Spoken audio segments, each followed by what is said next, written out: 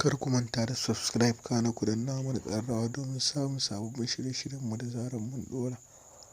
Gaskiya wannan waƙar da aka yi ta Capacity Ali Jita ya bada mamaki akan waƙar saboda ya daɗe rabon da yayi waƙa wacce ta ja hankalin mutane a social media kamar ta.